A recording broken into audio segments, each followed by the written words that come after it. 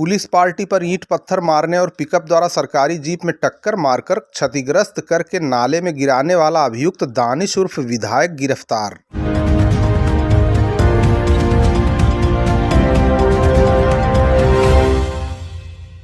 आज दिनांक 4 अक्टूबर 2022 को उप निरीक्षक गोपाल जी मैं हमराह द्वारा मुकदमा से संबंधित अभियुक्त दानिश उर्फ विधायक पुत्र झिनकू उर्फ इद्रीस ग्राम कस्बा देवगांव को बड़गहन तिराहे से समय करीब 4:20 पर गिरफ्तार करके चालान माननीय न्यायालय किया गया। पुलिस के अनुसार दिनांक 22/9/2022 को उप निरीक्षक सतीश कुमार यादव मैं हमराह थाना बरदह द्वारा रात्रि गश्त के दौरान एक अज्ञात सफेद पिकअप सवार 5-6 लोगों द्वारा जान से मारने की नीयत से पुलिस पार्टी पर ईंट पत्थर से मारने पीटने और सरकारी जीप में पिकअप द्वारा टक्कर मारकर क्षतिग्रस्त करते हुए नाले में गिरा दिया गया था। इसके संबंध में मुकदमा अपराध संख्या 326/22 धारा 147, 149, 332, 353, 504, 307 भारतीय दंड विधान व 2/3 लोक संपत्ति क्षति निवारण अधिनियम बनाम सफेद पिकअप और 5-6 लोग उस पे सवार नाम पता अज्ञात के विरुद्ध मुकदमा पंजीकृत करके विवेचना उप निरीक्षक गोपाल जी द्वारा संपादित की जा रही थी। दौरान विवेचना अभियुक्त आसिफ पुत्र अयाज उर्फ मुन्ना साकिन कस्बा देवगांव थाना देवगांव जनपद आजमगढ़ दानिश उर्फ विधायक पुत्र झिनकू उर्फ इद्रीस साकिन कस्बा देवगांव थाना देवगांव जनपद आजमगढ़ शाह आलम उर्फ भोनू उर्फ सोनू पुत्र इखलाक उर्फ इकबाल उर्फ लखू साकिन धमौर थाना खुटहन जनपद जौनपुर समेत 8 का नाम प्रकाश में आया।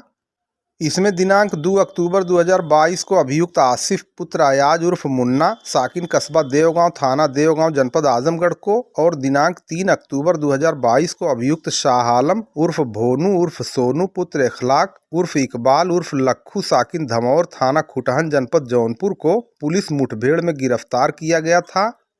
इसी क्रम में पुलिस पार्टी पर ईंट पत्थर मारने और पिकअप द्वारा सरकारी जीप में टक्कर मारकर क्षतिग्रस्त करके नाले में गिराने वाले अभियुक्त दानिश उर्फ विधायक को भी आज गिरफ्तार कर लिया गया। गिरफ्तार करने वाली पुलिस टीम में संजय सिंह प्रभारी निरीक्षक, गोपाल जी उप निरीक्षक, विहंगल यादव हेड कांस्टेबल थाना बरदह जनपद आजमगढ़ शामिल रहे। पुलिस ने 30 सितंबर को लूट के 30,000 रुपये के एक अभियुक्त को असलहा और कारतूस के साथ किया गिरफ्तार। पैर में लगी गोली।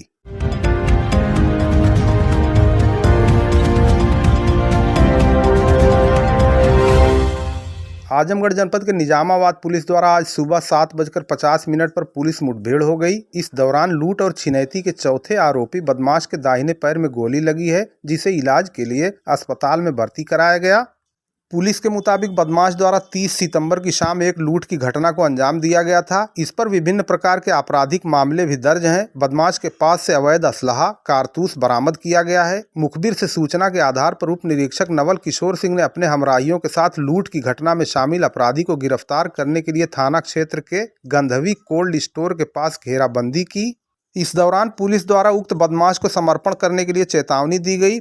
पुलिस से खुद को घिरा हुआ देखकर बदमाश ने पुलिस पर फायर झोंक दिया। पुलिस द्वारा की गई जवाबी कार्रवाई में उसके पैर में गोली लग गई। बदमाश को इलाज के लिए अस्पताल में भर्ती कराया गया। पूछताछ के दौरान बदमाश की पहचान गणेश पुत्र वीर बहादुर के रूप में की गई। पुलिस के अनुसार पूछताछ के दौरान बदमाश ने 30 सितंबर की शाम अपने 4 साथियों के साथ निजामाबाद थाना क्षेत्र के चकिया गांव निवासी अबूजर पुत्र अब्दुल मजीद से 30,000 रुपया लूटने की बात स्वीकार की है।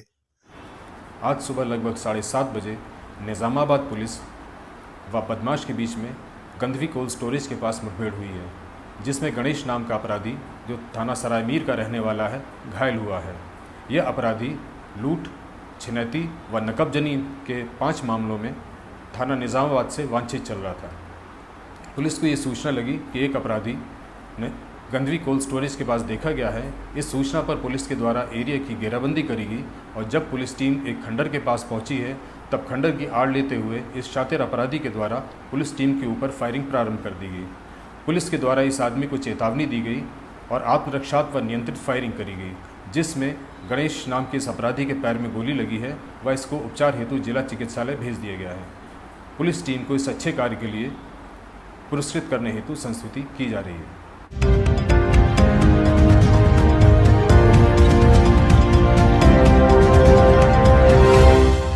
आजमगढ़ के जामेतुर रशाद में आज राष्ट्रीय उलेमा काउंसिल ने रक्तदान शिविर आयोजित करके अपना 14वां स्थापना दिवस मनाया। इस मौके पर पार्टी के पदाधिकारियों और कार्यकर्ताओं ने कहा कि अब तक 2 दर्जन से अधिक रक्तदान कर दिया गया है, जबकि राष्ट्रीय उलेमा काउंसिल के पदाधिकारियों के अनुसार 100 लोगों से अधिक के रक्तदान करने का लक्ष्य निर्धारित किया गया है। उन्होंने बताया कि रक्तदान से बढ़कर कोई दान नहीं है, क्योंकि हमारा खून किसी के काम में आए, इससे बढ़कर कोई भी काम नहीं हो सकता। उन्होंने कहा कि पार्टी की स्थापना ही जनसेवा की भावना से की गई है।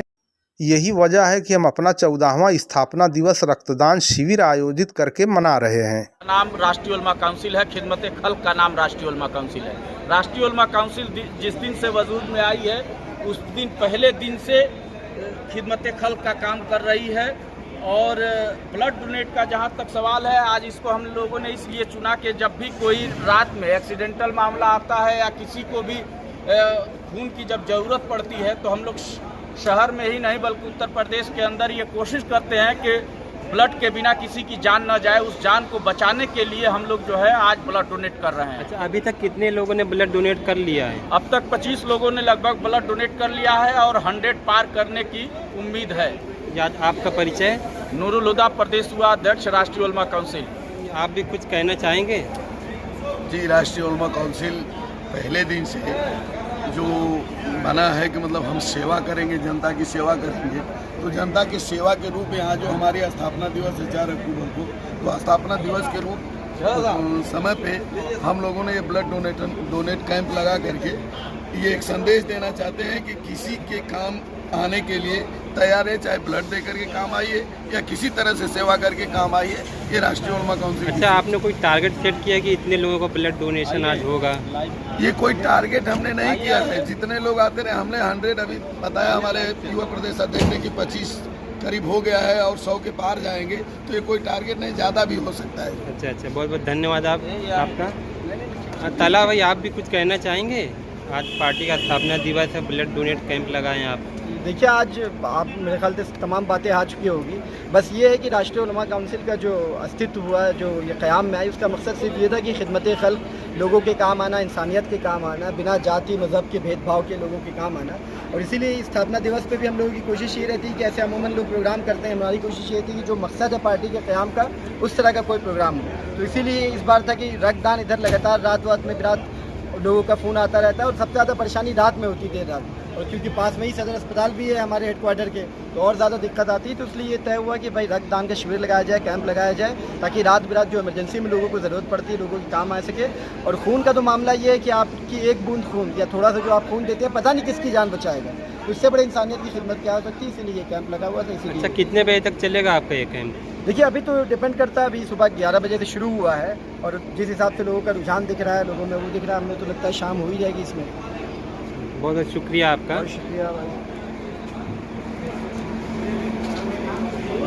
मोहम्मदपुर के पास नेशनल हाईवे 233 पर सीमेंट शीट लदा ट्रक पलटा, चालक घायल।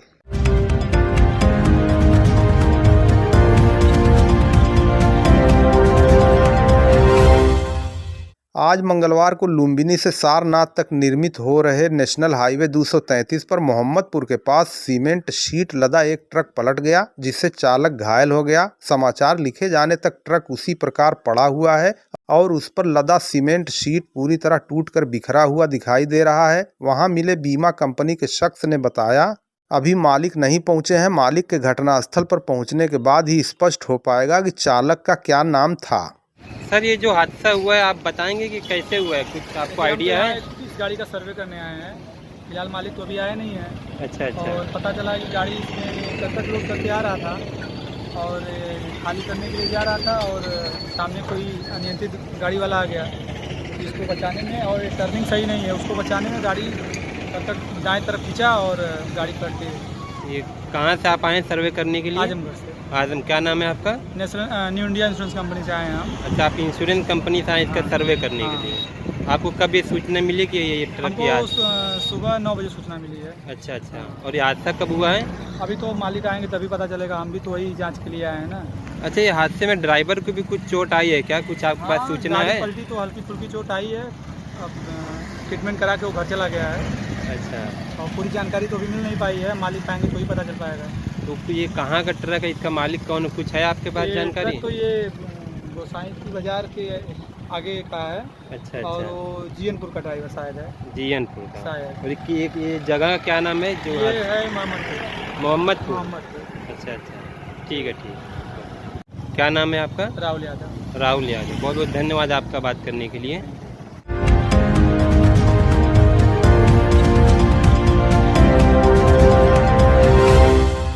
देवगांव कोतवाली पुलिस ने छात्रा को बहला फुसलाकर भगा ले जाने वाले अभियुक्त को मिर्जा आदमपुर हाईवे के पास से किया गिरफ्तार। थाना देवगांव पर वादिनी ने शिकायत की थी कि वादिनी की पुत्री कक्षा 7 की छात्रा है, घर से स्कूल गई, स्कूल से वापस नहीं आई। इसके संबंध में गुमशुदगी दर्ज की गई थी। दाखिला तहरीर के आधार पर थाना देवगांव पर मुकदमा अपराध संख्या 262/2021 धारा 363 भारतीय दंड विधान बनाम अज्ञात पंजीकृत किया गया था, जिसमें विवेचना के दौरान साक्ष्य के आधार पर धारा 366A, 328, 376 भारतीय दंड विधान और 5/6 पॉस्को एक्ट की बढ़ोतरी की गई तथा अभियुक्त सुबोध पुत्र राम सिंह निवासी कोनका नगला थाना उसहैत जनपद बदायूं उत्तर प्रदेश और एक अपचारी का नाम प्रकाश में आया। मुकदमा उपरोक्त की विवेचना उप निरीक्षक अनुपम जायसवाल चौकी प्रभारी लालगंज थाना देवगांव आजमगढ़ द्वारा प्रचलित है। आज दिनांक 4/10/2022 को उप निरीक्षक अनुपम जायसवाल मैं हमराही द्वारा मुकदमा उपरोक्त से संबंधित प्रकाश में आए अभियुक्त सुबोध सिंह पुत्र स्वर्गीय राम सिंह निवासी कोन का नगला थाना उसहैत जनपद बदायूं को मिर्जा आदमपुर हाईवे के पास से समय करीब 12:05 पर हिरासत पुलिस में लिया गया। गिरफ्तार अभियुक्त के विरुद्ध आवश्यक विधिक कार्रवाई की गई। गिरफ्तार करने वाली टीम में उप निरीक्षक अनुपम जायसवाल मैं हमराह थाना देवगांव जनपद आजमगढ़ शामिल रहे।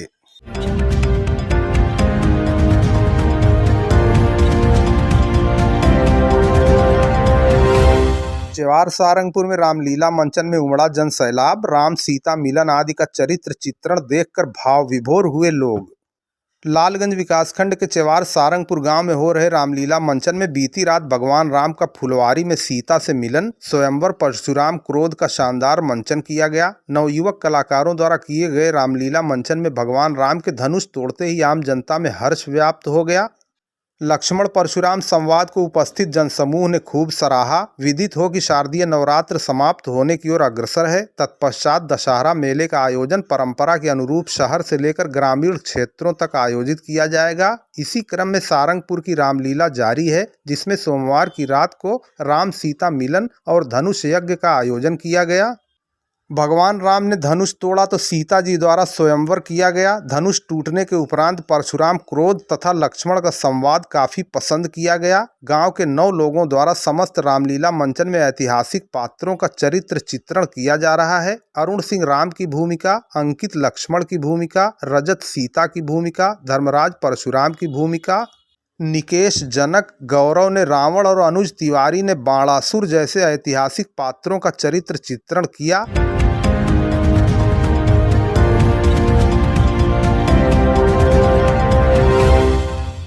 प्राथमिक विद्यालय इस्माइलपुर बराती में दशहरा सेलिब्रेशन 2022 का किया गया आयोजन। शिक्षा क्षेत्र लालगंज जनपद आजमगढ़ के प्राथमिक विद्यालय इस्माइलपुर बराती प्रांगण में दशहरा सेलिब्रेशन 2022 का आयोजन किया गया। आयोजन में बच्चों ने अपनी प्रतिभा का लोहा मनवाते हुए उपस्थित जनों को मंत्रमुग्ध कर दिया। इस मौके पर विपिन कुमार ने श्री राम की भूमिका, सूरज कुमार ने लक्ष्मण, समीर कुमार ने हनुमान और रोशन कुमार ने रावण की भूमिका का निर्वहन किया। रावण के प्रतीकात्मक पुतले का इन बच्चों द्वारा दहन भी कर दिया गया। प्रभारी प्रधानाध्यापक आशीष कुमार श्रीवास्तव ने बच्चों को बताया कि दशहरे का पर्व बुराई पर अच्छाई की विजय के रूप में मनाया जाता है। उन्होंने कहा कि इस पर्व से हमें यह सीख लेनी चाहिए कि कभी भी अच्छाई से पीछे नहीं हटना है, क्योंकि बुराई का अंत होकर रहता है। दशहरा भी हमें यही सीख देता है कि बुराई पर अच्छाई की विजय अवश्य होती है। इस दौरान ब्लैक बोर्ड को आकर्षक ढंग से सजाया गया। सीमित संसाधन में बच्चों ने छोटा कार्यक्रम आयोजित करके बड़ा संदेश देने का प्रयास किया।